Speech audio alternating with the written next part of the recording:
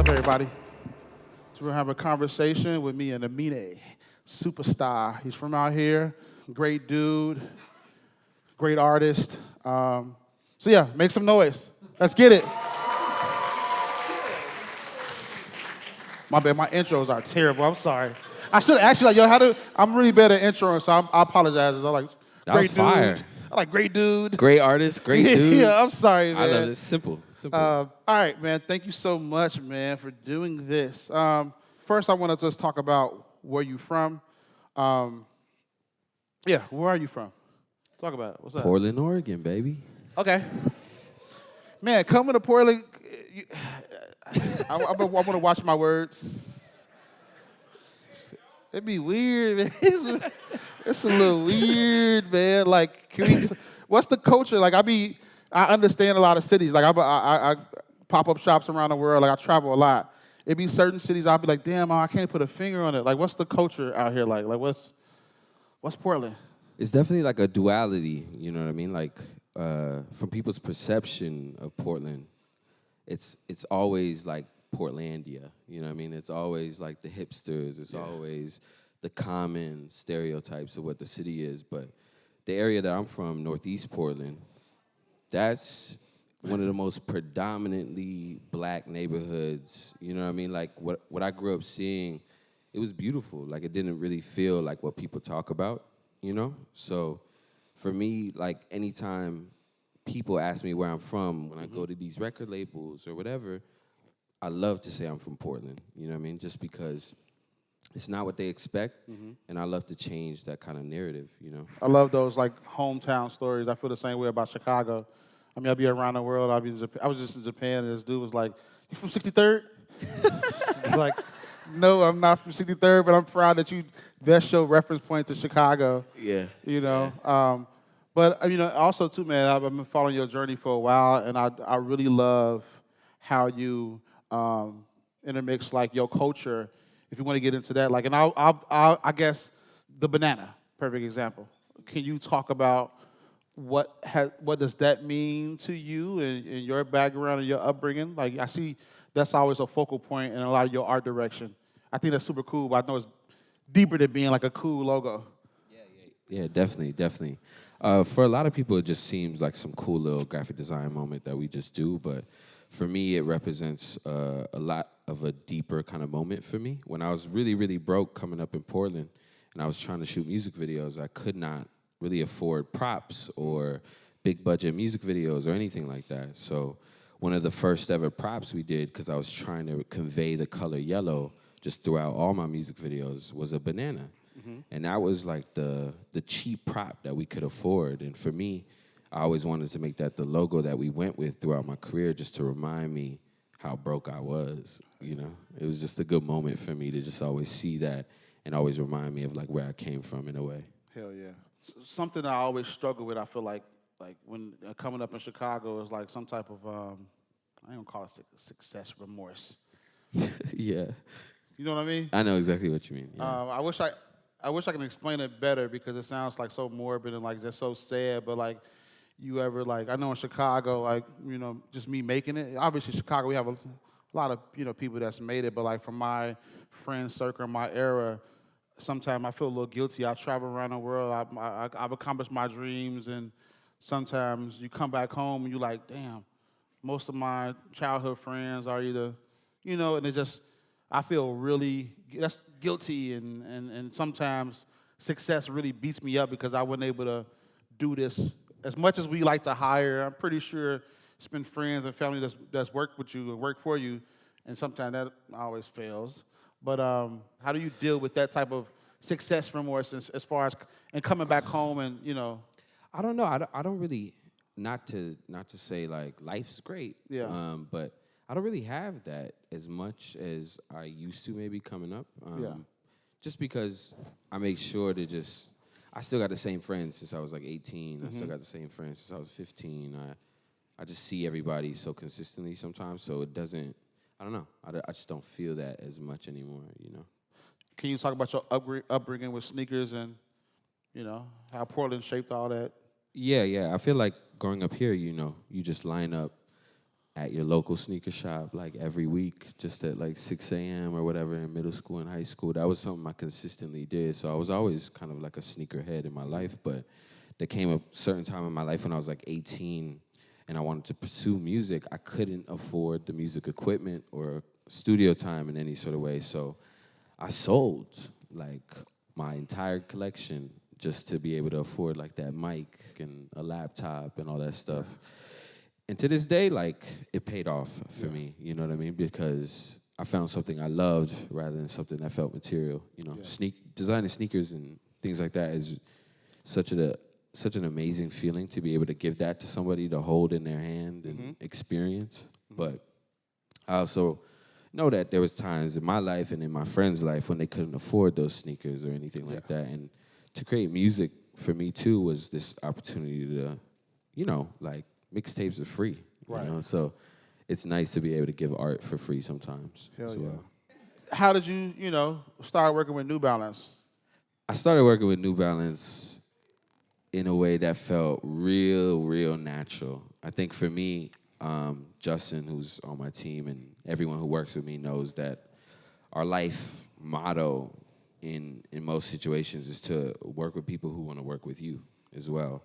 And not on no bougie tip, it's just more on some, I want to work with somebody who's as interested in working with me. And for me, like a lot of the 992s and when it comes to like fashion and things like that, that's the shoe I rock. You know what I mean? Just naturally, no matter where I'm from. It just felt the most appealing to me as well from like a style perspective. You know, it felt the most honest as well. And New Balance was knocking on my door and I was knocking on theirs. It felt very, you know, mutual respect. Mutual respect is a huge thing. Huge. Huge. We had a good talk on the phone a couple of days ago before, you know, we did this. And the parallels between fashion and music was like dope. Talking about deals and, you know, how much you get. But it's you know, and again, I think for the most part, it's kind of cool for us to both be, you know, of color and being able to, you know, work with these brands and see our visions. Like your campaign was one we could talk about it in a little bit, but I'm like, I try to do everything perfect. And when I seen your campaign, I went to my team like, damn, this is how I want our to look.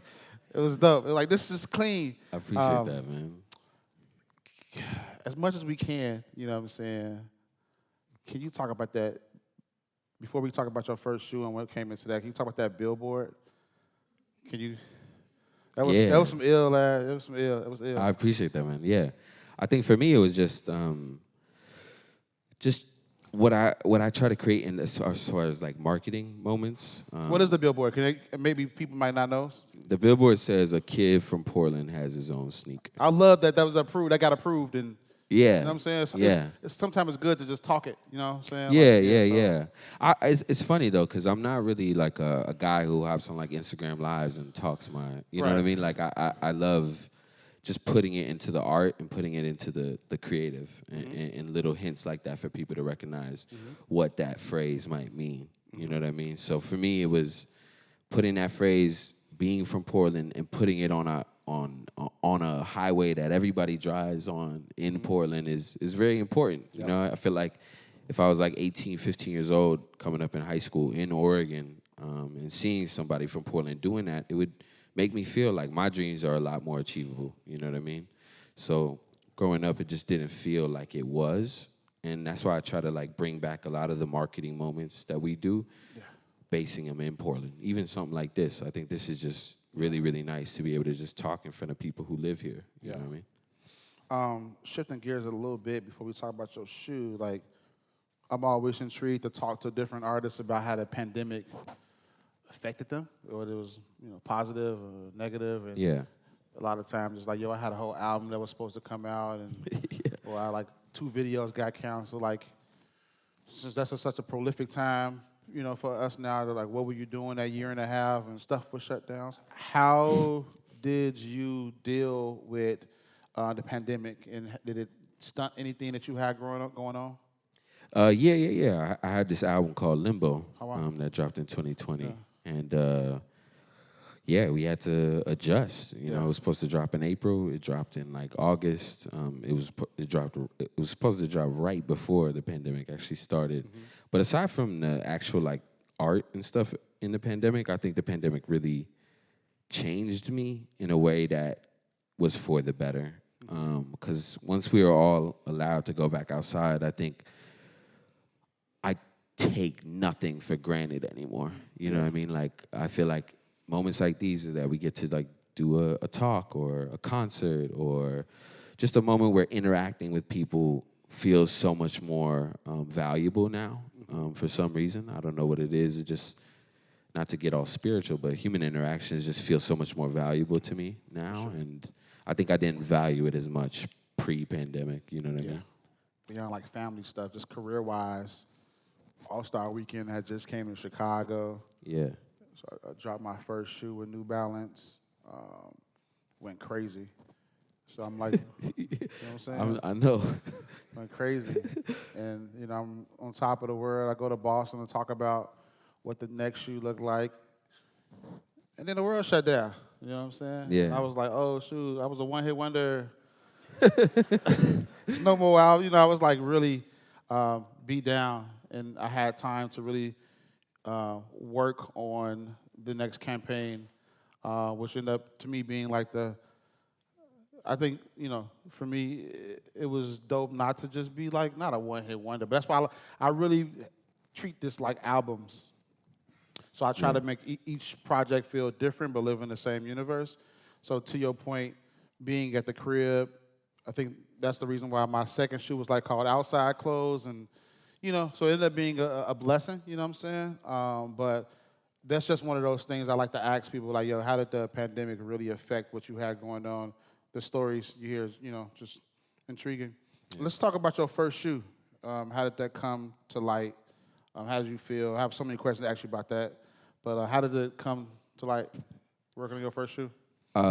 Working on it was really, really exciting. I think for me, I just have a lot to prove. You know what I mean? I think any old person making music can get a shoe. You know what I mean? I don't think it's a feat. No, everybody don't get a shoe. But you know what I mean? In the sense, like, I want people to understand that I care. Yeah, you know what sure. I mean? When doing something like this. So I really wanted to put a lot of effort into the marketing, into the story, into just kind of everything that we did for it. I think for me, it was just more like, if we're announcing a website, it's not just a link with like a little poster. It's going to be a whole campaign video where I'm a lottery guy in a suit, and I'm going to really put the effort in, you know what I mean, to just convey every single piece of information in a fun way for people to remember. Just because, you know, we're not here for a long time, and I just think that you just got to have a lot of fun with kind of everything you're doing. So working on the shoe, on the 610 as just a silhouette, I think I was just more excited just because it was a trail shoe. And, you know, being from Oregon, that's just like regular for us. So I was just excited about that. Your message, your lookbook, the visuals, everything just stood out. And I think that's what separates artists that get these deals, and that they just a face and they just do the lame photo shoot, and it's just that. You can tell the people that actually care about their projects versus someone who's just fulfilling a contract, you know? So kudos to you. I appreciate that a lot. Thank you. Same to you. Same to you. Thank you. Thank you. Did you lose any sleep? Any friends get mad they didn't get a pair? You said what? Did you lose any sleep or on the release? And I don't think, what I will say is, I think the art of releasing sneakers, I don't think people know how hard that is. The infrastructure of actually, you got the shoe and everybody want it. Now, how do you effectively release it as fair as possible? Oh, yeah. How did you deal with that? It was my first time dealing with that, it was very stressful. Yeah. There's a lot of people you want to see the sneaker to, and then you also have to realize that costs money. And that's you can't give away money out just for free like that. Yeah. You know what I mean? So I think for me it was just making sure that we really killed the way we kind of introduced the language of our marketing style, and just like everything that we do for a shoe, just so people can get excited and used to it, because that need for that Moose 610 is something that I think we'll just carry over to the next project that we do. You got a next project? We do. Yeah. Okay, cool. Yeah. I think for me, it's just more just trying to give people something to look forward to, especially if you can't give them the quantities that they want. Yeah. But it was hard. Like, I think for me, it was just like, damn, I feel really bad. You failed? You say you failed? I felt really bad, you know what I mean, that I couldn't give it to, like, all my childhood friends. For sure. All my cousins and all my, you know what I mean? Yeah. I think it's just more just trying to balance that out. I got over that fast. But that's just black people as a whole, you know? Yeah, no, I got over that fast. I mean, it's a supply and demand thing. I know that's something that people are always calling out brands on. Like, well, if everybody want, why don't you just make something? It don't work like that. Just controlling the energy. Cutthroat. Yeah, and, I think for me, because you probably dealt with this. I'm not used to people calling me a word because they didn't win a lottery or. Yeah. I'm just from a musician tip and just like doing what you do for such a long time. You probably like dealt with like negative comments every blue moon or whatever. I was crashing out. Like my second shoe, I think I did like a release in the park, and it was a beautiful plan, but I didn't have the line control of it figured out. So I had all these people lined up for like 14 hours, and it was a failure. And the next day online, a lot of DMs. Yeah, it was just like, bro, I hate your kids, I hate you, I hate your black lips, I hate your. It was crazy, and I was just like, oh man, from the racist comments to it was so much, and I realized I was responding to everybody. G, I was in the DM. Was like you was talking back to him. What? I realized so my thing is in the voice memos to people so they can't screenshot it. Yeah. But I didn't realize you can screenshot, you can record that too. But I was like, somebody said, bro, I was like, I was just so, and I was spending so long of my days crashing out. Oh my God, you were crashing out. Oh my God. You had to go to therapy after that, for sure. Yeah, for sure. And it's just, so. So you learned your lesson though. You didn't do that. Yeah. You still do that? No. Because at this point, you either gonna like it or you don't like it. It's like for the most part, my track record is good. We sell it every time. It's everything not gonna be for everybody. I think it took time for me to realize that. So I just, I don't see negative comments anymore. I don't deal with none of that. I'm at this stage right now where I've been like trying to figure out like the next steps in life. I've been managed to do everything I've wanted to do. So if 12-year-old Joe would be looking to see what Joe is doing now, literally everything that I wanted to do, I was able to accomplish. So like last year, I was at a place where I was like, damn, what's next so I can continue to push myself, It took some while, but we were finally here. I don't know what's your end goal with just your art, but do you have one? Like what's your, and I usually hate when people ask me that. In Chicago, they be like, you ain't finna be hot forever. You better, and I'll be like, shut up. I've been hot for 30 years down there, not an end goal, but like, what's your goal, man? Like, you've accomplished a lot. I know you're not done. You're still dropping great music. I don't know, man. Like, what's next? For me, I think it's just being able to, I think, not on the spiritual tip, but also just finding like pure joy and happiness and not being successful as well. You know what I mean? I think a lot of people depend on their success for their happiness as like career marks, and this will make me more happier. You know what I mean? And for me, it's just kind of detaching, myself a little bit from the art of everything that we do, because again, like the DMs that you're talking about, that really fucks with people, you know what I mean? Yeah, just really having this like, just pure, I don't know how to explain this, but just self-confidence in yourself to not, value yourself for your art and more just value yourself for yourself. You know what I mean? I think that's like my ultimate end goal. Yeah. But yeah, I think we just kind of announced a festival that we're starting in Portland. It's called The Best Day Ever. Okay. And yeah, that's just something that I'm really excited about to just do yearly. And in order to like bring tons of artists on a bill that you usually wouldn't see together every year in Portland, because Chicago, New York, LA, y'all get everything. You know what I mean? Y'all Yeah. are fly as hell. Y'all get all the artists in one Yeah. day and stuff in the festivals. Yeah, You know what I mean? smash, yeah. So growing up here, we didn't really get that. So Yeah. for me, it's just being able to give kids something to look forward to every summer. I think that's our yearly goal right now. Because I was watching a few weeks ago and I was super jealous. You wanna know why? What? I cannot plan no guy trip like that. Was that like? I mean, you know what I so mean? funny. I was like, look at this in the water with his homies. Yeah. That's like, I can't get my homies to be in the water like that, y'all. It was yeah. like, real talk. When I was looking at your stories, I was just like, yo, he looks like at peace. You know what I'm saying? I don't know if you shot a video. What was you doing? What was your vacation? I just on my birthday, my favorite thing to do is take all my like childhood homies, all the people I love, and just bring them on a trip, all of us I together. see you just said the key thing though. What? You pay for it though? Yeah. Oh, okay, bet. Got it. You are hilarious. I see what I see what I'm doing wrong.